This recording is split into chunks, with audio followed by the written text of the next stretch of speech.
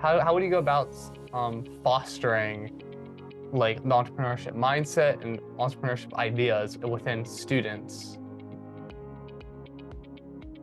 So because students are by definition early in the journey, then you don't know what you don't know.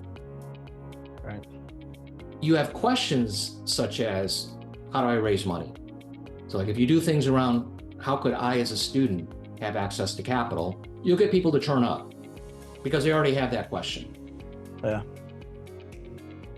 And then the answer isn't to say, we want to do every session on how do you raise money? Because that's only one thing. That's the obvious thing that most entrepreneurs as they begin focus on. But the reality is how you find customers is also critically important.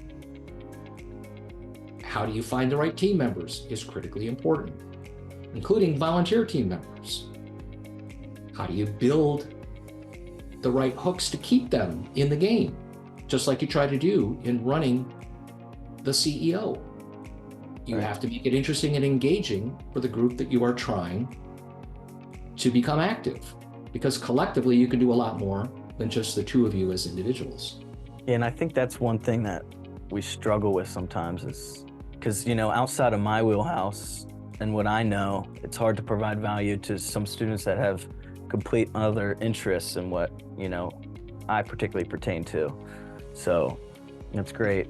With those thoughts in mind, in terms of what you don't know, because it's not on that list of 4 topic areas, Yeah. but it actually has something in common with all of them, is the importance of being able to get the message across.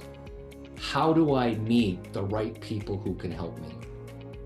Because when you begin, you're thinking, I'm going to do everything on my own. Yeah, I know I'm going to want to try to have some team members that'll help me, but there's not enough awareness about it's not just the people you have working underneath you that you need to have on your team, but it means a lot of other supporters, investors, service providers, distribution channels, opportunities for you to develop relationships, not with organizations. Relationships are developed between people.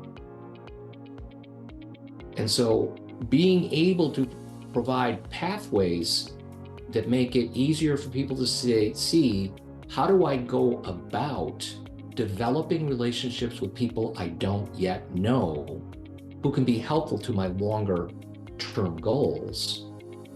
This is what I missed how to do when I was in your shoes. And it took me a long time to figure it out.